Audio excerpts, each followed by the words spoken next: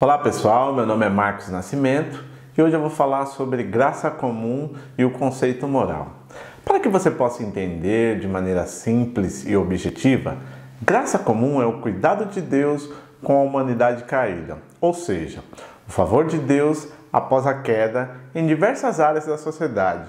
E uma das áreas que será abordada hoje é a moral. Para iniciarmos o assunto, será apresentada aqui uma breve explicação sobre o conceito da palavra moral.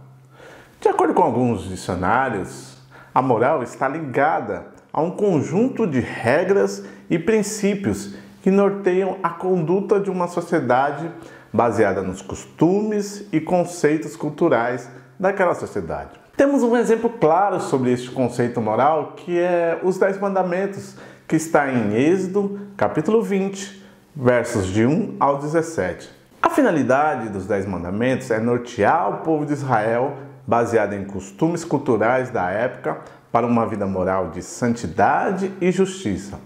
Mesmo os 10 mandamentos sendo fornecidos por Deus para uma vida moral de acordo com os costumes da época, vale ressaltar que o conjunto de normas e regras destes mandamentos é válido em qualquer sociedade e cultura, de qualquer época. Veja o que Jesus disse diante de uma pergunta de um dos doutores da lei, que está relatado lá em Marcos, capítulo 12, versículos de 28 ao 33. De todos os mandamentos, qual é o mais importante? Respondeu Jesus. O mais importante é este: ouve, ó Israel, o Senhor, o nosso Deus, o Senhor é o único Senhor. Ame ao Senhor, o seu Deus, de todo o seu coração, de toda a sua alma, de todo o seu entendimento e de todas as suas forças. O segundo é este: ame a seu próximo como a si mesmo. Não existe mandamento maior do que este. Muito bem, mestre, disse o homem. Está certo ao dizeres que Deus é o único e que não existe outro além dele. Amá-lo de todo o coração, de todo o entendimento e de todas as forças, e amar ao próximo como a si mesmo, é mais importante do que todos os sacrifícios e oferta. Veja o que Jesus está ressignificando moralmente os mandamentos, deixando claro que, independente da sua cultura ou costume, o amor a Deus e ao próximo deve estar inseridos em qualquer conceito moral. Moralmente, a humanidade está depravada e corrompida, como relata o apóstolo Paulo lá na carta aos Romanos, no capítulo 3, no versículo 10 e 12, que diz assim: como está escrito, não há nenhum justo, nenhum sequer. Todos se desviaram, tornando-se juntamente inúteis. Não há ninguém que faça o bem, não há nenhum sequer. O que podemos perceber é que a pureza moral da humanidade foi comprometida após o pecado de Adão e Eva. Porém, em Deus, por intermédio de sua graça, é possível ter uma vida moral de santidade e justiça. 2 pontos que eu vou explicar. Primeiro ponto, a santidade. É a perfeição de Deus, que é o modelo para o nosso caráter moral. Todo código moral procede de sua santidade, uma característica moral que a humanidade perdeu com o pecado, como afirma o profeta Isaías lá no capítulo 6, no versículo 5. Então gritei: ai de mim, estou perdido, pois sou um homem de lábios impuros e vivo no meio de um povo de lábios impuros.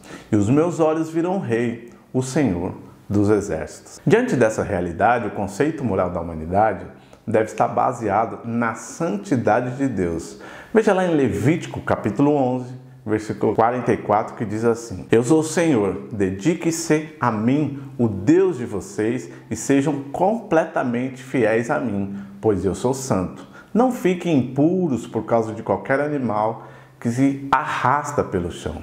O segundo ponto, que é a justiça, que é um fator importante para a vida moral da humanidade. Veja, a justiça do homem é falha, pois tende a beneficiar o mais forte. Vemos esse relato lá em 1 Samuel, capítulo 8, versículo 3, que diz assim: porém não seguiram o exemplo do pai, estavam interessados somente em ganhar dinheiro, aceitavam dinheiro por fora e não decidiam os casos com justiça. Veja, Deus é a nossa justiça. É nele que moralmente podemos ser justos e justificados para um padrão moral adequado e igualitário. Veja que se faz necessário adotar um preceito de justiça de Deus que está relatado lá em Amós, capítulo 5, versículo 15, que diz: odeiem aquilo que é mal, amem o que é bom e façam com que os direitos de todos sejam respeitados nos tribunais. Conclusão.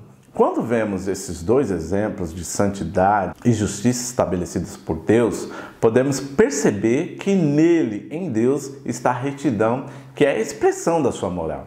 Ou seja, isso significa que a maneira dele aplicar a sua lei é perfeita, coerente e não deixa dúvidas. Veja em Salmos capítulo 19, versos de 7 a 9. A lei do Senhor é perfeita e revigora a alma. Os testemunhos do Senhor são dignos de confiança e tornam sábios os inexperientes.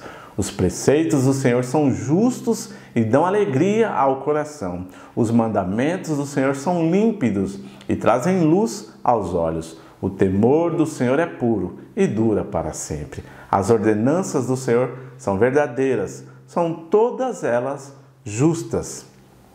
Veja, a escolha de Deus é a certeza do que é certo.